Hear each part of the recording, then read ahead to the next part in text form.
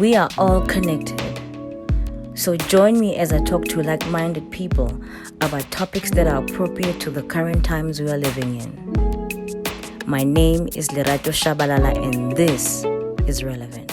So let me just start off with welcome, Makho. It's so nice to be talking to you. How are you? I am doing great, Lerato. It's such a pleasure to be on your show. We talked about this years ago. I was telling you before we got started, and I'm doing great, and I'm excited to see you. But how are you? You know what? I'm good. I just cannot believe we're not gonna go anywhere. We haven't been anywhere. Like most of this year has gone nowhere, but I'm just so excited to be talking to you because also congratulations on Moments with Makho, right? Oh, thank you.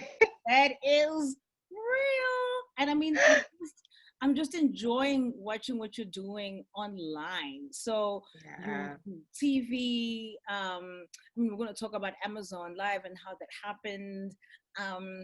And obviously you've been on Wendy Williams, and those of us of a particular vintage with Wendy Williams.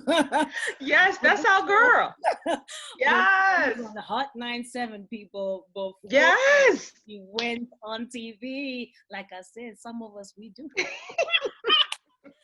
So that's all right. We seasoned. That's all that is. Okay, exactly. That's all there is. So, Makho, I wanted to talk to you in particular around, and we're going to talk about everything because most South Africans got to know you when you started doing the entertainment slot on YFM, and you were in Brooklyn, and you were already creating bridges before Black is King. And can we talk about Black is King a little bit later? Yes, please. So you almost had an awareness of like things were going to pop off, and you were early. This was a lot, you know what I mean? It's like a long time ago. So I wanted to ask you, like, how did you end up? You didn't train to be a broadcast journalist. I saw your IG Live interview with Oluwatu Lishabane. So how did your journey come about as somebody who was born in Zimbabwe and actually then ended up living with your family in Brooklyn? Yeah, so I think the journey is exactly like how you said it. You know, I was born in Zimbabwe, and then my mom moved to the US when I was about 6 or 7, and then she brought me over. And so my life has always been kind of the split between obviously my African culture, my heritage, and sort of this new American life that I've now started, you know, that I've lived ever since I was 9 when I immigrated here. So I think to go back to your previous sort of line of thinking about how I almost was aware of this bridge that was happening at an earlier point. I don't even think it was awareness. I can't even give myself that much credit. I think it was just it was who I was as an individual, right? I love my R&B, I love my American music, I love my American culture, but there's a part of me that's also like very much Zimbabwean, very much connected with my Southern African roots. And that happened because I came to America at such a young age. Yeah. And of course, there were parts where I had to, where some of these parts were sort of in conflict with one another. You know, growing up in New York City and Brooklyn, it was really tough reconciling my African background with this new life that I was living. Meaning, like, I came to Brooklyn in the 90s. You remember, or you heard about how Brooklyn was in the 90s. African booty scratchers and I want to get exactly. What does that even mean? All I know is I understand. It's crazy. You know? So it was, you know, you have this accent, these kids don't understand you. And when you're that young, all you want to do is fit in. All you want is for kids to accept you. So that was the conflict was, I was like, man, I really want to assimilate. I really want to fit in. I'm really going to try to fit in. And part of that was losing my accent, right? I made a conscious choice to sound more American. In hindsight, I probably wouldn't have done that, but then it led to my self-discovery and really like kind of loving, like, wait, I'm fly. Like, why am I even trying to change myself? And I mean, you know, so it was a whole process. Yeah, I mean, you are gorgeous. You're one of the most gorgeous women I've ever. Oh, thank you. I feel the same way about you. You know, I was like, listen, anything for that. What she need? What she need? What she need? And what I love is how, and I think your story is a lot like my story, because I'm from Soweto, and Mm, I didn't grow up in an affluent space, and so how I learned English was listening to R&B and hip hop, which is why I sound the way I do, because that's what I right, listened to. Those were my cultural icons. So right. there's that bridge that happens with where you live and your influences, and those actually make an effort into how you look at yourself. So your mom, though, how was she with you guys at home? I mean, so you're going outside, and outside is Yeah, just like you're African, you're less than, and then you're coming back home. And I, yeah, knowing you the way I know you, and I've seen you and your sister Erica and how well you yes, guys get along, I yeah. loved that video, that IG video of TV guy of you guys, you teaching her. Oh, Ndebele. It was hilarious, and it was funny because the first word that your husband called read out was Bobotega, which is very Yes. similar to Zulu, which is Momotega, which is to smile. So you Mm-hmm. can tell our heritages were very, very linked. Yeah. To Same WhatsApp group. that same Sinje, Evan. So, Yeah. what was your mom teaching you, particularly because your sister was born in America, but you are not? Mm-hmm. And were Mm-hmm. you bringing some of those inferiority complexes that you had Mm, with you into mm-hmm. the house? Maybe subconsciously I was, but they were so little. I don't even think for them they had a different experience because after New York, we moved to Indiana. Okay. And in Indiana, it's funny, Erica just uploaded, my sister just uploaded like a yearbook from the third grade. And we literally flipped through like 5 pages and there was only one black skin. And of course, the black person was Erica. So they had their own sort of things to work through once they sort of moved to suburbia and went through all of that, you know, in the white neighborhoods. But for me, I think my mom wasn't really aware of what was going on because as immigrants, when you come to America, you're in search of a better life. You're thinking Brooklyn has got to be, will be better than whatever is going on back home in terms of jobs, in terms of, you know, really building a future for my children, that's your narrow focus, which totally is okay, but maybe you're not in tune with like the emotional needs that they need in terms of school and in terms of, you know, how their peers are treating them. You're like, that's just a part of life. But what my mom did a fantastic job of was at home just affirming our culture. There was nothing to be ashamed of in terms of speaking our language, in terms of what food we had. It didn't matter which one of my friends was over. It was always like a beautiful thing to celebrate our music, to listen to the next My Figures or the album. Like, what's the latest album they got? You know, my like I just dropped a new song. Yo Ngomi Mnandi, you know. So it was Yeah. always like this beautiful thing that at home it really helped to affirm me. But that whole discovery just happened really on my own. And I think it happened as I got older to be like, wait a minute, this being different actually works for me. Yeah. When people say my name, they're like, okay, wait, say that again. Is it annoying to have to say it 10,000 times? Yes, it's annoying. Do I Exactly. let them sometimes say it wrong because I don't feel like, you know, just having them say it right like 10,000 times? So that was like, okay, this is really cool. And just, you know, having always loved the music, having always loved the food and the culture, it really just affirmed that for me as I just got older. So I was one of the first recipients of the Mandela Washington Fellowship, which was started by I remember, President yes. Obama, and I actually went to the University of Notre Dame in Indiana. And Wow, yes, yes. you remember? Yes, I do.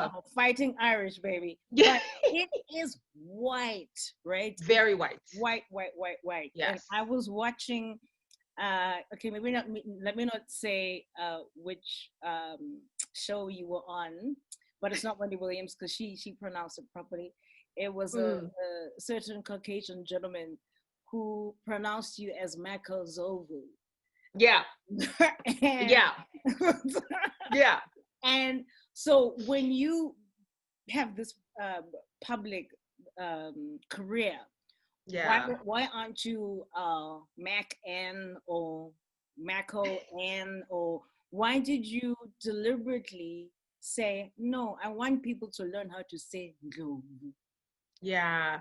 Well, I mean, you say Schwarzenegger, right? You say Right. all these other names. You can say Ndlovu. Now, I understand that in the American language, there's nothing that sounds like Ndlovu, right? There's literally nothing. So even when I try to explain it and I try to write it phonetically, it does not translate. And the thing you have to understand about television or just any sort of media is that we don't have time, right? So from the time that I roll on set, I probably have not met this person before. They probably are just meeting me for that segment, or if they know me, they really need to spend time with me so they can say my name. So by the time we are live on air, they're really just trying to say it the best way that they can. So Yeah. I want to go back in that moment. And usually when I'm on air, I'm on somebody else's time. Somebody else is paying me for that segment, or paying the TV station, or paying the TV show. So do I really want to correct them and then get fired and that No, get asked to call back because I'm sitting here trying to correct the person how to say my name? no, No. no. But what I do is it's important to me that people say my name because it's really a part of who I am. Yeah. A lot of people told me, oh, maybe you should change it, try to Americanize it, try to make it a little bit more palatable. And I will never do that. I will never, if it costs me an opportunity, oh, well. But Well, what I found is conversely, people, again, in our industry, it's all about being different. It's what yes, makes you stand out. Back in the day, it used to be all you had to do was just be blonde and be light skinned. I mean, be blonde and be white and be waif thin. And if you could read a prompter, if you could deliver news, deliver content, you had a job. But now they want different people. exactly. They want people with a different background, a different look, a different way of talking. Yes, they still want those skills of being able to read the prompter and being able to interview, but what makes you different is what is going to land you the job. So yeah, and everyday conversations, please say my name right. But if I'm Mhm. on air and I only have 5 minutes on air, trust and believe. I see the comments, I see what people are saying, but I don't have time to correct No, that person. Otherwise, I won't be called back.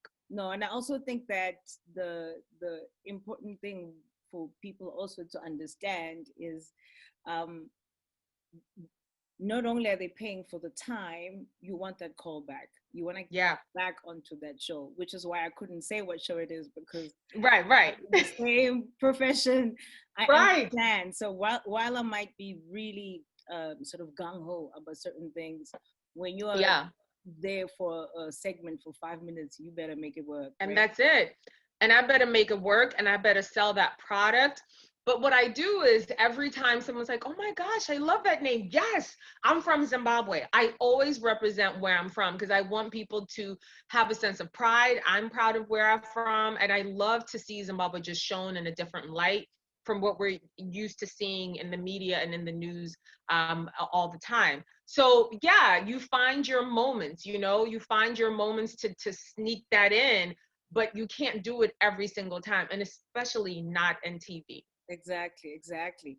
And you and your sister seem to have a very wonderful relationship. Was it always like that? Because our mutual friend, Yolanda Sangweni, Yeah. she said that her and her brother had Uh-huh. differences in how they saw themselves.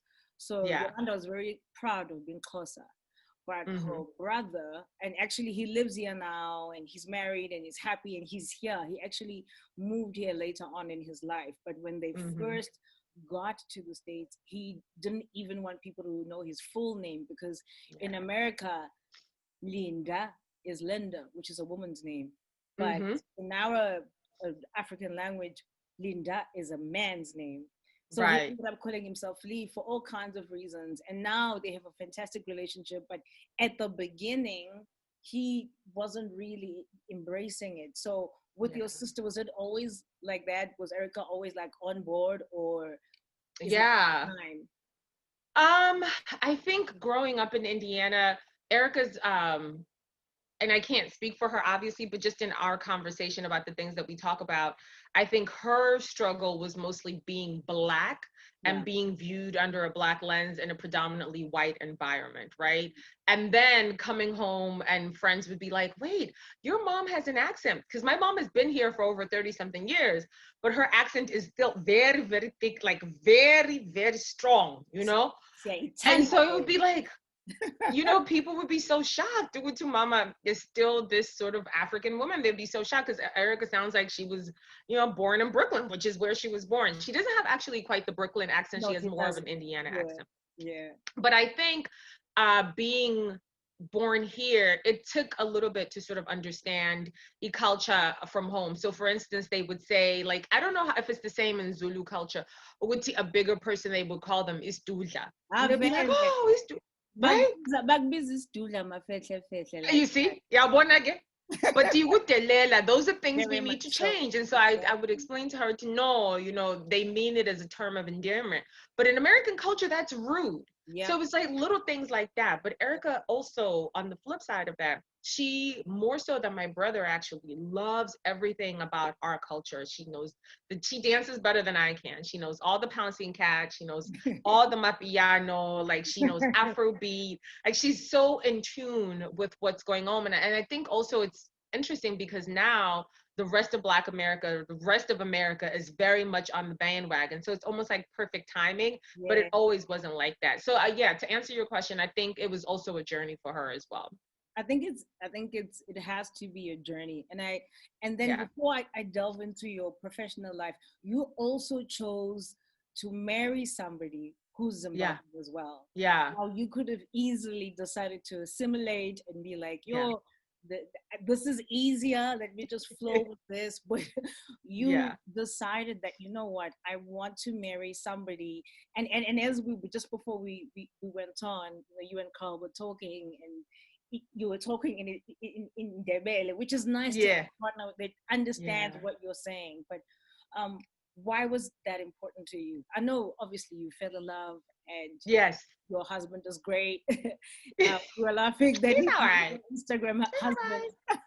He's an Instagram husband. He stayed. He is. You know, you better believe he's going to take a photo tonight. Today, this beat face, he is. Oh my God. But remember in George 2 years ago, when he went to you and George, and he was like, okay, you stand here, you stand here. Those pictures were dope. I was like, they were some of my favorite. Those were really nice photos. Yeah. So was it a deliberate decision, or did it just happen that way that you chose? Honestly, I wish I could take credit and say that I made it a deliberate decision, but it wasn't. I didn't choose it this way. What happened was, I always was like, I'm not going to marry a Zimbabwean man. They don't understand me. They don't get me. They don't understand that I have these dual worlds that I function in, and I dip out of both of them. And there's some things I like in this world that I choose not to take, and there's some things that I like from this world. So I'm like a mixture of all of that, right? And so I was like, no, I'm not going to marry a Zimbabwean guy. Dated a couple of, you know, African-American guys, and it just didn't work out. And then after I graduated college, I met Carl, and he was like the first guy that I had, like, you know, in the cartoon characters, you see the little star. The love eyes. You're like, this, who is this? And you know, it was then we had a friendship, and I got to know his personality, and he's been the same person that day that I met, the same kind heart, the same like awesome person that he is. You know, I don't even know how many years we've been together. It's been that long, you know, that he's still the same person, what, more than 10 years later, right? And so that's really what made me fall in love with him. But yeah, it's really important to have someone who understands your background. I think for me, I can only speak for myself, it's important to have someone that I can speak the same language with, that we can eat the same food with, who knows my friends. Ularato, when he sees you, when I told him I was doing this interview with you, he lit up. He knew exactly, you know, we've met, we've hung out. His friends are my friends are his friends. Like, we have that really deep, extra deep connection because of our connection to home. And we were just talking earlier, and I was saying, well, dang, this year we won't be able to come to South Africa. Like, Miss Rona to mess things up. It's so wonderful to be able to travel with your spouse to an area that you both love, that you both feel like you can just breathe and exhale when you get there and you look forward to it. And just those little things, like maybe if he was American, he'd be like, well, do we have to go every year? Exactly. And you know what I mean? Like, why are we always eating pop in this house? You know, it'd just be a little different. That's all. Yeah, but I think it's nice also to umukwata, ukwata ngesindebele. Ukwazi Okay, ukuthi ubuze ukuthi uthini. You know, where he's like, God damn, bangikwatele endlini namhlanje, you know. You see? You see? You know, without you having to explain what you were trying to say when you, Yes. because you know when you're angry, sometimes isilungu siyabaleka. Yes, yeah, my leg. The words, they just don't.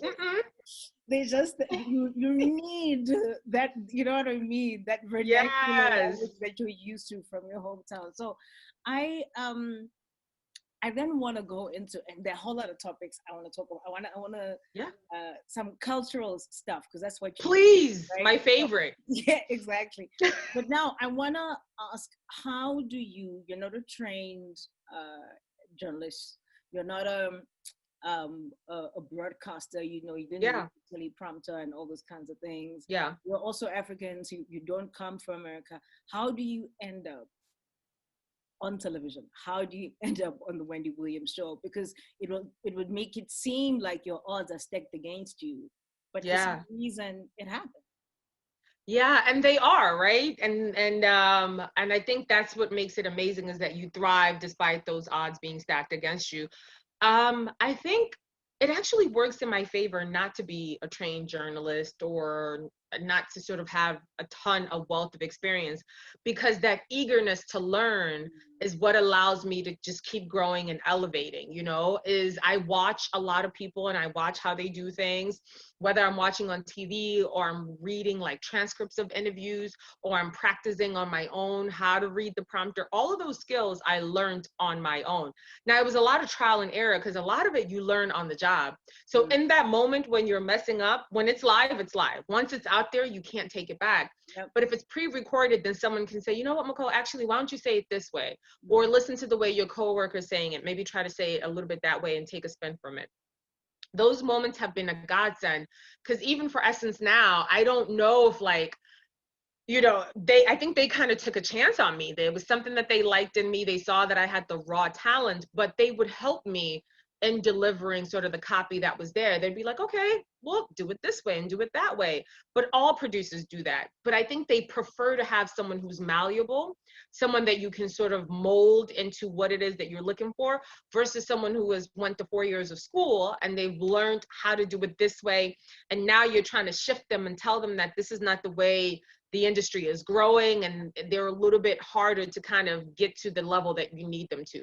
So I think it just depends, you know, again, it just happened to be the right time and the right place and the right opportunity. In terms of all the jobs that I've gotten, is that I think that eagerness to learn has really helped me. And what is it like being on the Wendy Williams Show? So yeah. My friend Rachel watches it, and I work very closely with Rachel. My mom loves Wendy. I mean, how are you doing, Wendy? Yes. I mean, I love Wendy so much. Wendy was on the Jodeci, I think she was on their debut album, like doing a little sort of skit. So what is that like, being in there? Yeah. Because I think a lot of us are living vicariously through you. It is one of the best experiences of my life. Like, sometimes I wake up and I'm like, am I really on the Wendy Williams Show? It still feels brand new. It still feels like a dream. And first of all, let me say this. The staff at the Wendy Show are some of the nicest people ever, right? They, from the sales team, because there's a whole team. When you walk in and you see this building that Wendy rents out, like, she is a boss. I think a lot of people don't understand that outside of just being a media personality, when that check comes, it says Wendy Williams. She employs a bunch of people in 2 different buildings across the street from one another. Wow. So I'm just in awe of that. But being with her on air is just got to be, the first time I was so shook. I remember the first time one of the producers actually approached me about it.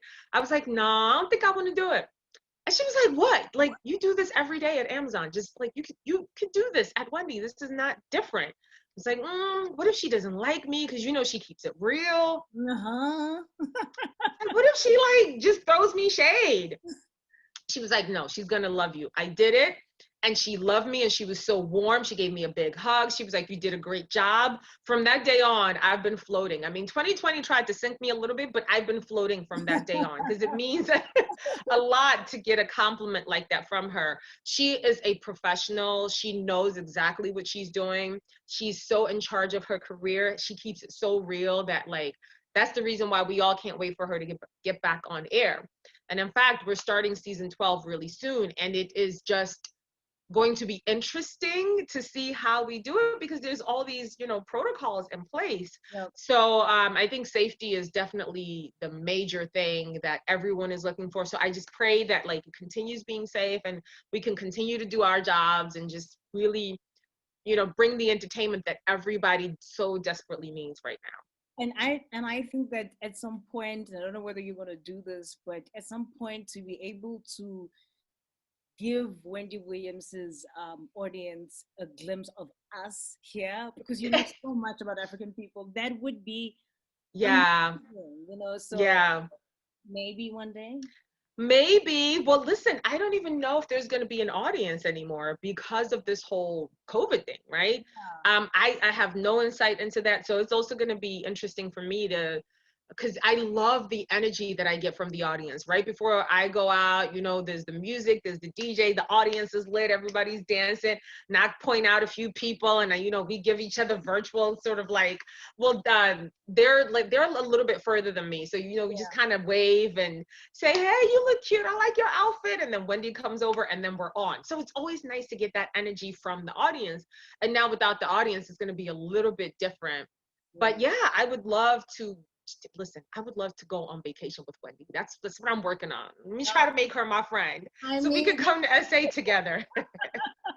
That'll be a great weekend. I can only imagine. So I want us to delve into some cultural moments, because while 2020 has been not the best year for any of us, there have been some huge moments. So I want to get into that, and I think Wendy's a nice segue into. By the way, what red carpet? Maybe 3 red carpets have, because you've done People's TV. Right. So you've done that, but what red carpet? And you did the Essence red carpet. Would you want to be at? What red carpet? The 3 where you're just like, if I'm standing there with the microphone and I'm like, hi, I'm Makho Ndlovu from. Right. What are those 3 for you? Those 3? Let me say first that red carpets are my least favorite thing to do. Unless I'm with a big outlet and we have a marquee stage, red carpets are a lot of work. You have to yell and shout and try to get the attention of the audience. And it was so funny to me when people were like, oh, remember there was a whole fiasco with Anele, and they were like, oh my God, I can't believe she did all of that to try to get people. Y'all don't have y'all don't have a true understanding of what red carpets are like. You have to do all of that. And especially if you're with an outlet from home, as much as we want them to push us to the front, most likely you're all the way at the end. By the time the celebrities get to you, they're tired. They're going to give you a wave. So to get anyone to come back to speak to you is like, whoa, it's a big deal. Red carpets are not easy. That said. But you need to say that because people are waiting for Ryan Seacrest, the late Joan Rivers, Juliana, the extras, the E's. Exactly. If you're not from the entertainment, nobody's. So yeah, I was like, people don't even understand the red carpet. They really don't. And I guess that's part of the shield that, you know, has sort of been put over the entertainment industry.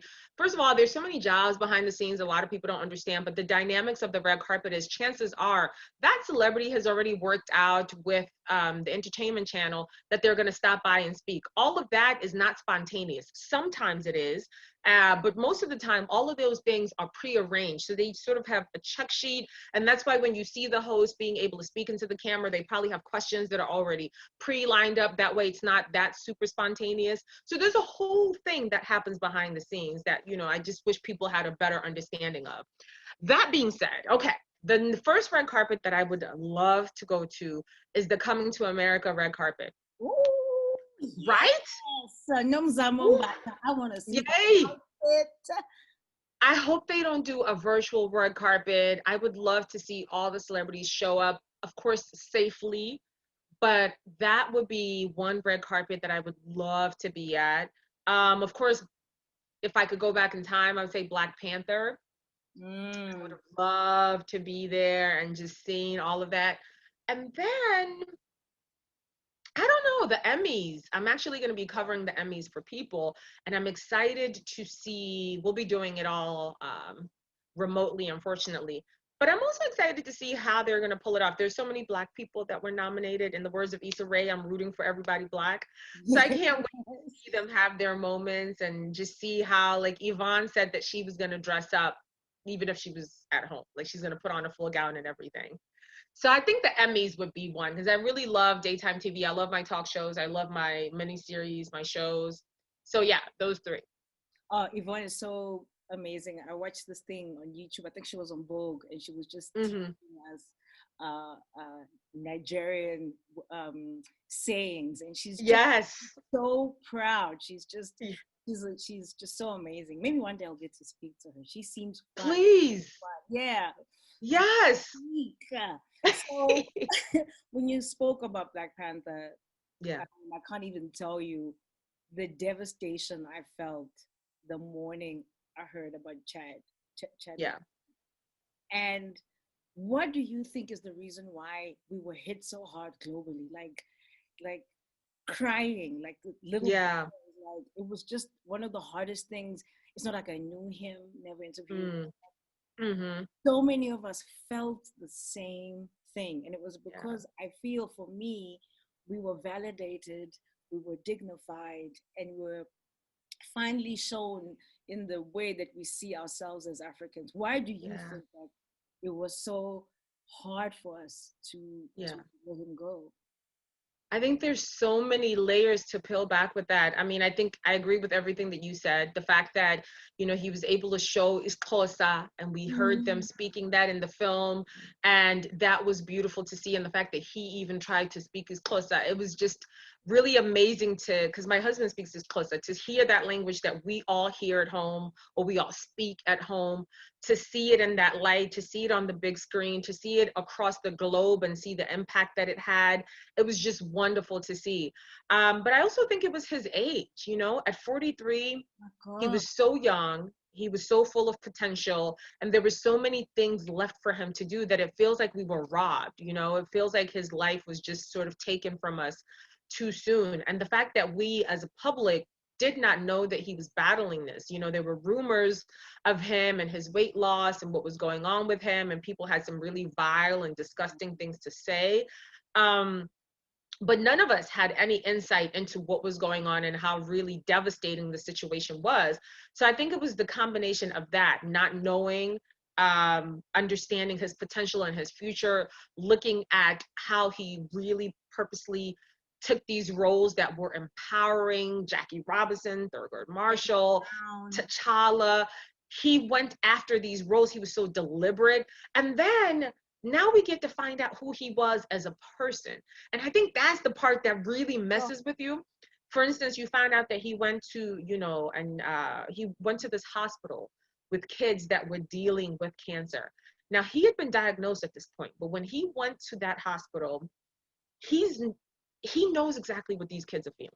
The cameras are on him. He's reconciling his emotions with what they're going through, and he is facing the same thing. And it takes such a huge person to be able to go through that, understand the prognosis, still try to fight it, but try to lift somebody else up in that moment. Like, man, it's just, he was special, you know? And you understood his reaction at the press conference then. Yeah. because Yeah. you are watching it with a different lens now. Like, oh Yeah. man, this is what he was going through. And one of the moments for me that just sent me was Yeah. when he starts crying about those children, as Yeah. if in the movie Lupita and your Zimbabwe Deny. deny, Yeah. they grab him and they just Mhm. hold him. They put their hands um, Yeah. on him, and I think it just shows like how close they were. I mean, it's just Yeah.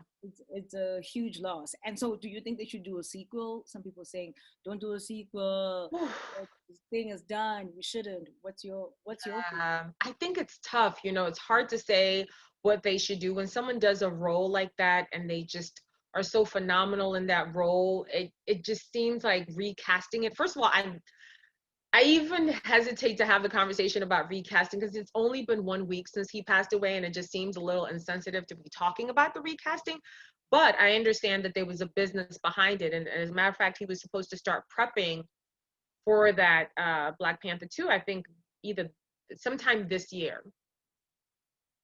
So I don't know. I honestly don't know how Disney is going to proceed, because when you have a role that's that beloved, recasting it could really turn a lot of people off. Now, the sort of solution that I have seen, I've heard online, is people saying Shuri, I think it's Shuri, right? That his sister Shuri should be the next sort of Yeah, hero. She should true. be the superhero, and then we should kind of lift her up in that light. So I like that. I think we Me haven't too. seen a lot of female superheroes. So if they're to do it, do something different like that. What That's do you think? Do you think Yeah, that they that's should recast? exactly what I think. I think that Yeah, his sister, because also the narrative around the world is also understanding the magic of women and breaking down those patriarchal societal chains. I think it would say something really drastic to have yeah, an African um, woman be a superhero taking over from her brother. So I think that yes, that that that I'm more with. But like you, I was just like, ugh, I don't even want to. yeah, I don't want to think about it. right? But also, so I have like two culture things before we wrap up that I want to talk about. So Yeah. we also heard that a biopic of Wendy Williams is going to be created by the Tyler Perry Studios, and Tyler just became a billionaire. Oh, Will he do it? okay. TP. All right. I A lot of people have things to say about Mr. Tyler Perry. There was criticisms of his work. Oh, it's too ghetto, it's too that. But let me tell you what, Tyler Perry is one smart man. As a content creator, as Lerato, those are people that we look up to. Those are mean, pillars of our industry in terms of owning your content, realizing you have an audience that loves it, and feeding them and starving your distractions. I love Tyler Perry, but also Tyler Perry has a big heart. There was a tweet that I tweeted just a few weeks ago, maybe it was a few months ago, and I was saying I had just been reading what Tyler Perry just fed 10,000 families in Atlanta. Tyler Perry paid for the funeral of such and such. Tyler Perry did this. There's so much that he does and so much of his money that he gives away that I really think that God just blesses him on top of what he gives away. So yeah. he's also another person who has a good heart, and I just admire that because he seems so level-headed. And I will never forget, one day I was covering an award for something for Essence, and I was invited to go to Tyler Perry's house. And I pulled up to the house and I was so excited. I could hear the music going. And the person who was supposed to come get me at the gate didn't come get me at the gate because they were inside having too much fun. So I had to reverse my car and pull out. Yes, my heart was broken. Ay, man. Yes, Dilerato. And so listen, so I saw him the next day at the Essence Black Women in Hollywood event, and he walked past me, of course, and I saw him. I was like, oh my God, I had to go back. I was like, oh my God, Mr. Perry, can I have a photo with you? I'm such a big fan. He was like, oh my God, you are so beautiful. I was like, what? Thank you. I was like, oh, I missed a party at your house last night. It's so funny. I couldn't get in. He was like, I wish you would have let me know. We could have. How was I going to let you know, Tyler? How was I Exactly. going to let you know? But he was very nice. Yeah, exactly. You want to put your number here so I can make sure next time I let you know? Because I'm sure this ain't going to be the last party you have at your house.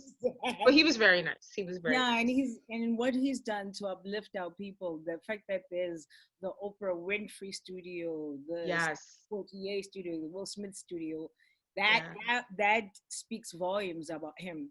Okay, and And then by the way, yeah, that whole lot is built on, I think it was a plantation, or it used to be where slaves were. yeah, And so to look at the story and look at the full journey, the ancestors are rejoicing, you know? And I yeah. think that's the beauty of our generation, is we're breaking a lot of generational trauma, a lot of generational curses, and he's doing it on that land. And there's just something so poetic and beautiful about it. I just like, I'm in awe of Tyler Perry. Oh, me too. And also, I think the other thing for me is a lot of people right now around the world and in South Africa, particularly Black people, Yeah. not just Black people in America, but Black people everywhere. We are the worst hit by COVID-19, right? So Mm-hmm. the financial crisis has hit us the most and the Yeah. worst. And Yeah. that is because of everything that has happened to us before. So to Mm-hmm. hear that Tyler Perry once was living in his car and is Mm-hmm. now a billionaire is a testament of not only how the ancestors can guide you, but when you start to understand your difference, your magic, and if that magic is ghetto-ness, Right. face it, because maybe that's where your $1 billion is going to come from. So for a Yes. lot of people, there's hope that, you know what, Yeah. I can also, I can also do something. So Yeah. two things, I'm saving Black is King for last meal. That's right. So we also had a really important moment happen with Brandy and Monica doing their Oh. oh my god. I haven't stopped listening to Full Moon. Me I'm too. not even, when I was getting ready for this interview, I was jamming to Full Oh Moon. my Like, gosh. yo, but And I yes, Brandy and Monica, yes. never say never. When she played Put That on Everything, I was like, Oh, wow. oh, But there were moments for me that were also really important, which is growth, that you can yeah. have differences with people and then come together. And first of Hmm. all, Monica looked like a doll in that Yes, fancy she did. costume. What waste? Yeah, yeah, Wow. yeah, yeah. Um, and I think they handled it like grown women. It kind of reminded me when Whitney Houston and Mariah Carey did a song together. What was Mhm. your what was going through your mind when you're watching that? Because they have some hits. Yeah, I was in heaven. When I came here in the 90s, Brandy and Monica were friends in my head, right? Yeah. Like, I loved their music. I loved Miss Thing, Don't Take It Personal. I loved Best Friend. I loved all of their work, and I followed them religiously. So for me to see them as grown women was almost a reflection of myself. Like, yo, yeah, so Yeah. Hanji, like, we are grown, Yeah. okay? Right? But it was beautiful. And I know that there was a lot of jokes and a lot of shade, and some of it was funny about sort of the tension that was there between the two of them. But I think what we saw was two different personalities, right? We saw, well, Brandy, someone put it in a perfect tweet that said something like, see, here's the problem. Well, Brandy plays too much and Monica don't play at all. And so Yeah. those things don't mix, right? Yeah, So you have that's two different true. personalities. But I love that they were able to come together. These girls are legends. These women are legends. They are iconic. They mean so much to us, and the numbers clearly reflected that. So it was just nice to go down memory lane and to think, okay, where was I when this song came out? What was going on in my life? What was I going through? And then to now relive it and just go on the streaming sites and listen to it. It was wonderful. I secretly hope they could do it again. They got Yeah, enough hits, right? me too. I actually, one of my wishes is that like we can do a versus in South Africa. Okay, don't Who steal. would you want to see? Oh my God, I have a list of people. Wait, Okay. Oh, you have a list. I love it. Okay. I have an entire list. Oh my, I'm so glad I had this list because if I didn't, this would be such a mess. Is I would want to put TKZ versus Okay. Peace, Well, uh, TKZ versus who? Brothers of Peace, BOP. Okay. Tebe versus Mdu, Okay. Donkey versus Lyra, Stogie versus Amu. Okay. Oh my God, Black Coffee and DJ Fresh. Atandi, Okay. Simpiwe Jana. I mean, the list. Yes. That would be a good one. Yeah, so I've been That trying would be a good to one. of like who, produces and Well, produces. I have one, Malaika versus Mafigizolo. Ooh, I think that would be, that'd be right? good. That'd be good. That'd be a good one. You must talk to some people about that because this is now. I'm saying. I'm sitting here like we could do something. But listen, Swiss is so into the culture. I love when he plays Bomb on his Instagram. Yes. He's very in tune with what's going on in South Africa. So I can definitely see a situation where Versuz starts to branch off. I think they dabbled a little bit with doing sort of the Jamaica one.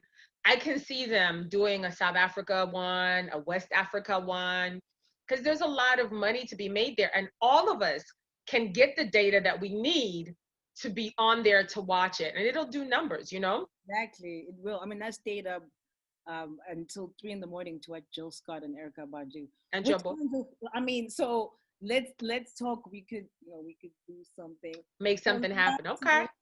Yes. The last thing I want to ask you is Black is King. Black is King.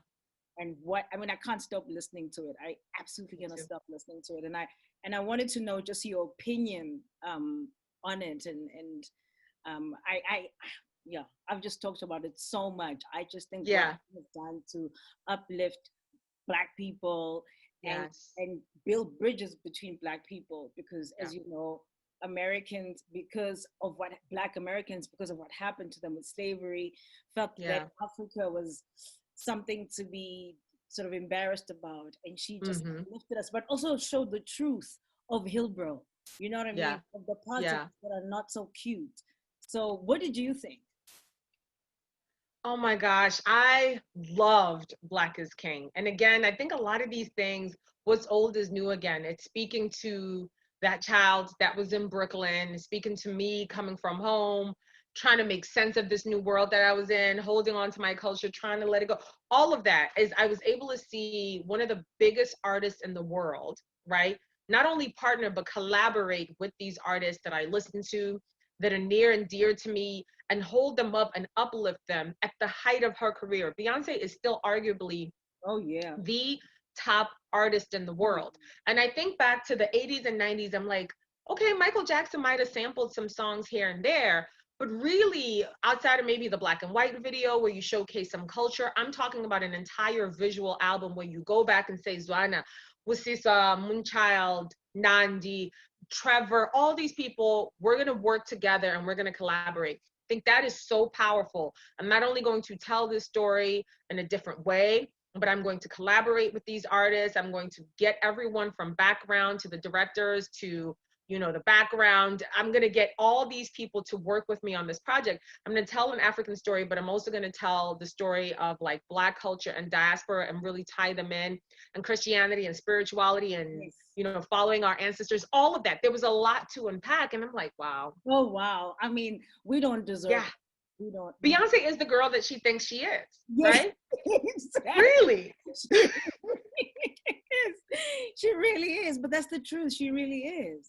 She really. It was so powerful. And I think about like little girls that are watching it, little girls across the globe, and not just little girls, but particularly brown girls, Black girls that are watching this, and how affirming it must be to have one of the top artists in the world affirm your beauty, affirm your worth, your viewpoint. Just saying your birthright is enough alone to say that you have sort of a stake in this world, you have a say in this world, you're in charge of your destiny. Like all of that is just really important for young people to be able to hear that, because it empowers them and it affirms them.